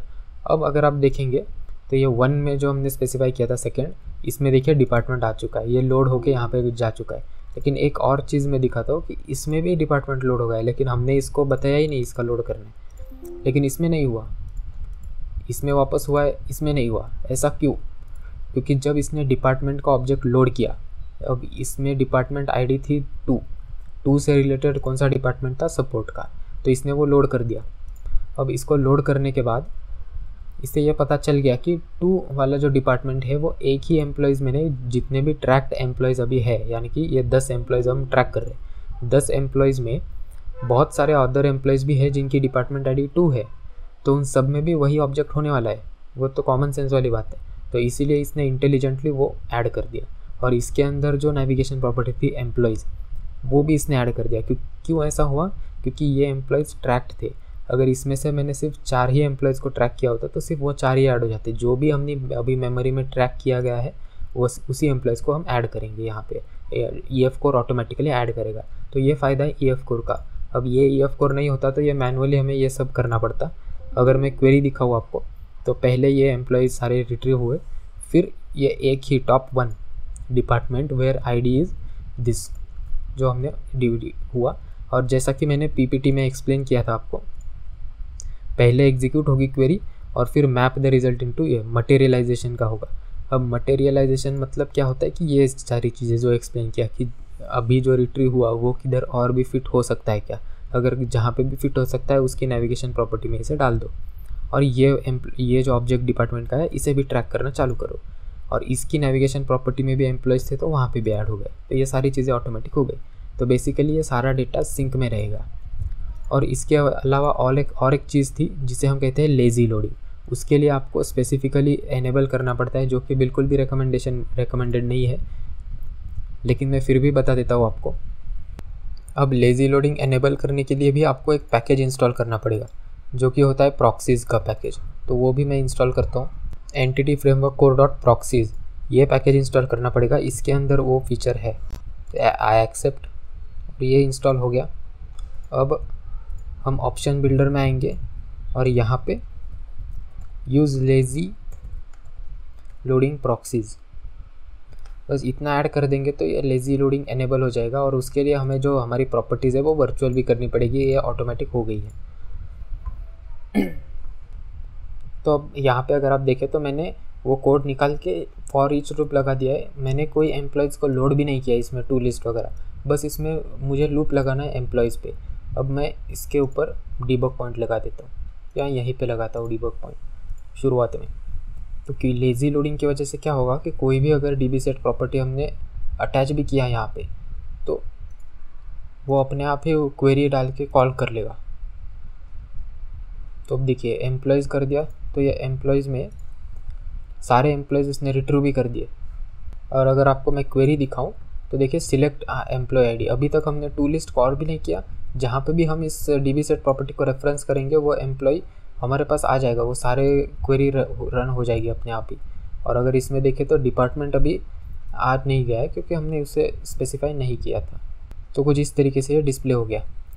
तो लेज़ी लोडिंग इस तरीके से काम करता है, लेकिन आप जहाँ पे भी इसे रेफरेंस करोगे वहाँ पे ये क्वेरी कॉल कर देगा, जो कि बहुत प्रॉब्लमेटिक है। इसीलिए लेज़ी लोडिंग आपको यूज़ नहीं करना है। उसकी जगह पे मैं हमेशा रिकमेंड करूँगा इंक्लूड मेथड कॉल करिए, जो कि सबसे बेस्ट है।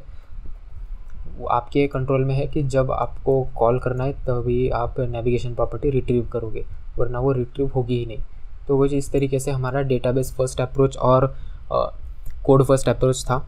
आई होप कि आपको सारी चीज़ें समझ में आ चुकी होगी। जितना डिटेल में समझा सकता हूँ उतना समझाया है। अगर कुछ रह गया हो तो कमेंट में बता देना, मैं रिप्लाई दे दूँगा उसका। अब इसके बाद हम समझेंगे वेब API में किस तरीके से EF कोर यूज़ करना है। एक सिंपल सा CRUD एप्लीकेशन बनाएंगे एम्प्लॉयज़ या फिर डिपार्टमेंट्स के लिए। तो एंटिटी फ्रेमवर्क कोर को हम ASP.NET कोर वेब API, अगर आप REST API बना रहे हैं तो उधर आपको किस तरीके से इसे यूज़ करना है वो अभी मैं बताऊँगा। तो जल्दी से मैं अभी वेब API का प्रोजेक्ट बना लेता हूँ। ऐड न्यू प्रोजेक्ट, ये ASP.NET core web API select किया, नेक्स्ट, API नाम दिया, नेक्स्ट, .NET 9 रखूँगा मैं, क्रिएट। तो ये प्रोजेक्ट हमारा बन चुका है। पहले तो मैं इसको स्टार्टअप प्रोजेक्ट कर लेता हूँ। इसके अंदर अगर आप देखें तो ये वेदर फोरकास्ट कंट्रोलर बन चुका है, लेकिन ये डिफ़ॉल्ट कोड होता है, हमें इसकी ज़रूरत नहीं है। तो मैं इसको और ये वेदर फोरकास्ट डिलीट कर देता हूँ। तो अब .NET 9 में बाय डिफ़ॉल्ट स्वैगर का सपोर्ट नहीं है, तो हमें वो इंस्टॉल करना पड़ेगा और उसे यहाँ पे कॉन्फ़िगर भी करना पड़ेगा। तो NuGet पैकेज में जाता हूँ, स्वैगर टाइप किया, तो यहाँ पे swashbuckle.asp.NET Core ये इंस्टॉल करना है। तो program.cs फाइल में ये ऐड ओपन API तो ऑटोमेटिकली कॉल हुआ है, तो जो हमारे कंट्रोलर्स थे उसको एनालाइज करके जो भी कोड जेसन फाइल जनरेट होगी वो तो यहीं से हो जाएगी। और ये मैप भी हो गया है। तो इसके नीचे बस हमें कॉल करना है यूज़ स्वैगर UI, लेकिन इसमें हमें इसे बताना पड़ेगा कि कौन सी URL पे जाना है। Swagger and point open API, और इसका मैं नाम भी दे दूंगा कुछ क्रड। तो अब क्या होगा कि ओपन API के स्पेसिफिकेशन जिस URL पे अवेलेबल हो गए उस URL को रीड करके ये UI बना लेगा। या फिर अब अगर आपको यूज़ स्वैगर डालना है यहाँ पे तो वो भी डाल सकते हैं। अब मैं रन करता हूँ इसको, तो अभी तो ऐसे आ रहा है। यहाँ पे मैं स्वैगर लिख देता हूँ तो स्वैगर का पेज ओपन हो गया, लेकिन कंट्रोलर नहीं है हमारे पास, ऐसे इसके लिए ऐसे दिख रहा है। अब ये जो API का प्रोजेक्ट है उसमें मैं प्रोजेक्ट रेफरेंस डाल देता हूँ डेटा का, ताकि हम एंटिटीज़ यूज़ कर पाएँ। तो अब कंट्रोलर ऐड करने के लिए ऐड कंट्रोलर मैं API सिलेक्ट करूँगा। तो अब यहाँ पे एम्प्टी कंट्रोलर भी हम सिलेक्ट कर सकते हैं, जहाँ से सारे एंड पॉइंट्स हमें खुद ही लिखने पड़ेंगे। तो जनरली हम सब यही करेंगे क्योंकि बहुत सारे कस्टम APIs भी होंगे हमारे, तो यही बेटर है। लेकिन अगर आप ये यूज़ करेंगे तो कोड जो है ऑटोमेटिक जनरेट हो जाएगा इंसर्ट अपडेट डिलीट और गेट का। तो ऐड करता हूँ मैं, तो यहाँ पे हमें सिलेक्ट करना पड़ेगा कौन सी एंटिटी है, और DB कॉन्टेक्स्ट क्लास ये है, और कंट्रोलर का नेम एम्प्लॉयज़ कंट्रोलर होगा, लेकिन मैं करता हूँ इसको एम्प्लॉय कंट्रोलर, और ऐड। तो ये कंट्रोलर यहाँ पे ऑटोमेटिकली बन चुका है, डिराइव हो गया है बेस से। उसके बाद कंस्ट्रक्टर बन गया, और कंस्ट्रक्टर के अंदर देखिए DB कॉन्टेक्स्ट इंजेक्ट हो चुका है। लेकिन अभी हमने इसको DI से रजिस्टर नहीं किया है, program.cs फाइल में करना पड़ेगा, वो मैं बताता हूँ अभी मैं। तो यहाँ पे प्राइवेट प्रॉपर्टी भी बन गई, और पहले गेट रिक्वेस्ट बन गई। गेट क्या होगा, बेसिकली जितने भी एम्प्लॉयज़ है वो सब लिस्ट में ये एसिंक्रोनस इसने यूज़ किया है, और एन्यूमरेबल लिस्ट रिटर्न कर रहा है। फिर अगर कोई स्पेसिफिक ID का अगर एम्प्लॉय चाहिए तो भी यहाँ पे ऑटोमेटिक कोड जनरेट हुआ employees.find async। तो ये वाली मेथड मैंने बताई नहीं होगी आपको। अगर हमें प्राइमरी की के हिसाब से ही अगर कोई एम्प्लॉय को रिट्रीव करना है तो हम फाइंड भी कर सकते हैं, तो ये ज़्यादा बेटर ऑप्शन है। लेकिन अगर आपको नॉन प्राइमरी की के ऊपर आपको फ़िल्टर करना है तो फिर आपको नॉर्मल वेयर और टू लिस्ट ही यूज़ करना पड़ेगा। और अगर एम्प्लॉय नल हुआ तो ये नॉट फाउंड रिटर्न कर रहा है। फिर आता है अपडेट का पार्ट, और अपडेट के पार्ट में देखिए इसने एम्प्लॉय को, तो इसने देखिए यहाँ पे स्टेट मॉडिफाइड कर दिया मैन्युअली। एंट्री जो कि मैंने बोला था इससे पहले, एंट्री नाम का एक फंक्शन होता है जिसमें हम एक एम्प्लॉय डालेंगे, और इसका स्टेट जो है वो मॉडिफाइड कर दिया इसने। और अब सेव कर दिया तो ये मॉडिफाइड हो चुका है, तो यही ऑटोमेटिकली सेव हो जाएगा। लेकिन इसके अलावा अगर हम अपडेट भी करेंगे तो भी चल जाएगा।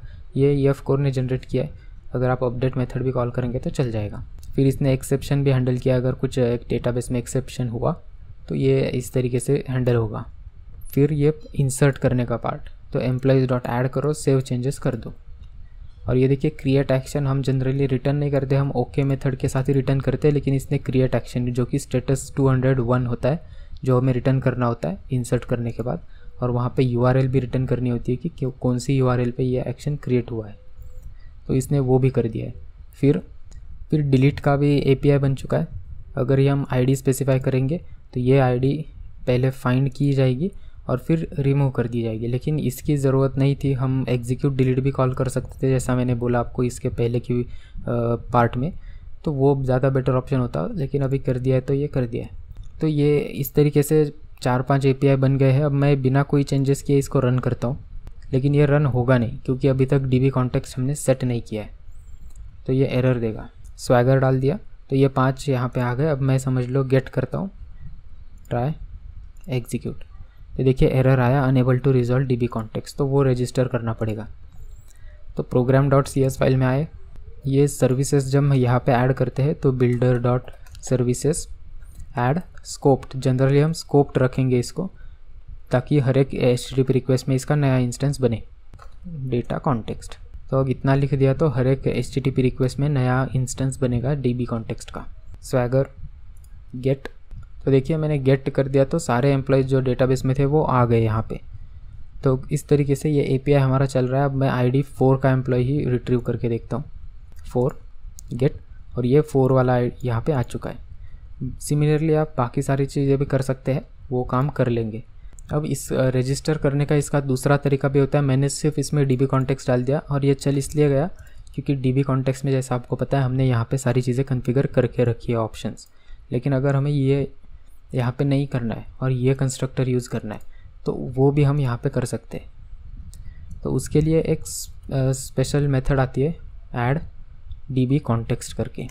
यहाँ पे हम इस क्लास का नाम डालेंगे और यहाँ पे हम ऑप्शंस दे सकते हैं।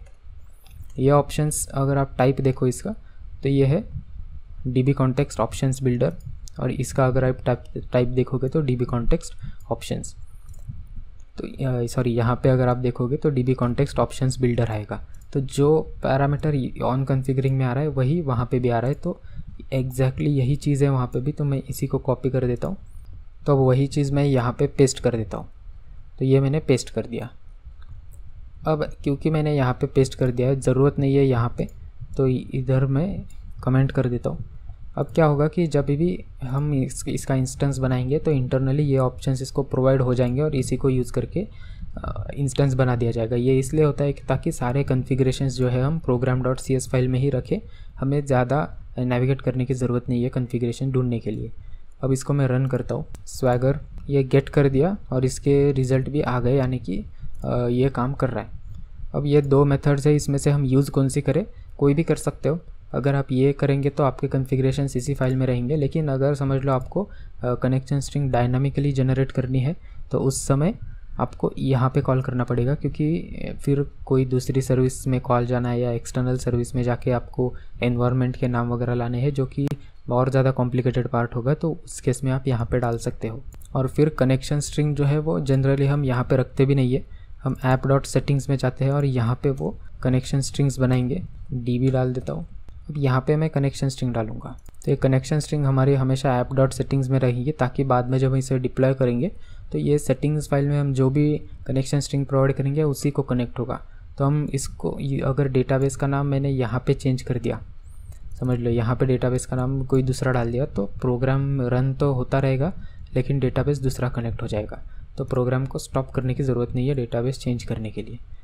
अब लेकिन इसे यूज़ कैसे करना है, builder.configuration get connection string db डाल देंगे, बस इतना कर दो और रन कर दो। तो वापस मैं ट्राई करता हूँ, तो गेट कर दिया तो ये आ गया है, तो कॉन्फ़िगरेशन हो चुका है अब। तो इस तरीके से हम वेब एपीआई में EF कोर को यूज़ करेंगे। कनेक्शन स्ट्रिंग डाल दो ऐप सेटिंग्स में और program.cs में कॉन्फ़िगर कर दो और यहाँ पे कनेक्शन स्ट्रिंग ले लो, स्कोप्ड रजिस्टर कर दो। इंटरनली देखिए तो ये बाय डिफ़ॉल्ट स्कोप्ड होगा रजिस्टर ऐड db कॉन्टेक्स्ट, और फिर एम्प्लॉय कंट्रोलर में एक एक करके एपीआई बनाओ, या फिर हम बाय डिफ़ॉल्ट कोड भी। अब फिर कंट्रोलर में आके आप एक एक करके ये एपीआई जनरेट कर सकते हो, या फिर जो इसका फीचर है EF कोर के db कॉन्टेक्स्ट और इसका जो क्लास है एम्प्लॉय एंटिटी क्लास, इसको यूज़ करके हम सारे एपीआईज CRUD एपीआईज बना सकते हैं, वो भी आप जनरेट कर सकते हो। आपके ऊपर है, आपको जैसा करना है कर दीजिए। तो कुछ यही था, इसमें ज़्यादा कुछ था नहीं। तो जनरली जब आप बड़े प्रोजेक्ट पे काम कर रहे होते हो तो हम EF कोर के डेटा कॉन्टेक्स्ट को यहाँ पे इंजेक्ट नहीं करते जनरली।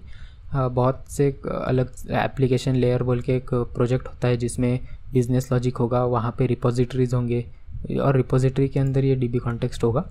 लेकिन ये एक डेमो के लिए मैंने बता दिया आपको कि इस तरीके से आप यूज़ कर सकते हो। तो कुछ यही था ASP.NET Core वेब एपीआई का एप्लीकेशन। बहुत सिंपल था, मुझे बस आपको समझाना था कि किस तरीके से इसे रजिस्टर करना है और CRUD कोड जनरेट करना है। तो आई होप कि आपको ये सब समझ में आ गया होगा। तो वीडियो यहीं पे एंड हो जाता है। तो मैंने इस वीडियो में EF कोर के जो फंडामेंटल बेसिक्स होते हैं वो सब कवर करने की कोशिश करी है। आई होप कि आपको सारी चीज़ें समझ में आ चुकी होगी। अगर नहीं आई तो कमेंट सेक्शन में ज़रूर बताइए, उसका रिप्लाई मैं दे दूँगा। और अगर वीडियो आपको पसंद आए तो लाइक और सब्सक्राइब करना ना भूलें। अब अगली वीडियो में मिलेंगे। अगली वीडियो में मैं प्राइमरी कीज़ के ऊपर और फॉरेन कीज़ के ऊपर वीडियो बनाऊँगा, जहाँ पे 1-to-1, 1-to-many और many-to-many मैपिंग को हम डिटेल में समझेंगे, किस तरीके से उसे रिट्रीव करना है। बहुत अलग अलग पैटर्न्स है उसे रिट्रीव करने की, तो वो सारी चीज़ें हम देखेंगे। तो अभी के लिए इतना ही। वीडियो देखने के लिए आपका बहुत बहुत धन्यवाद। Thank you.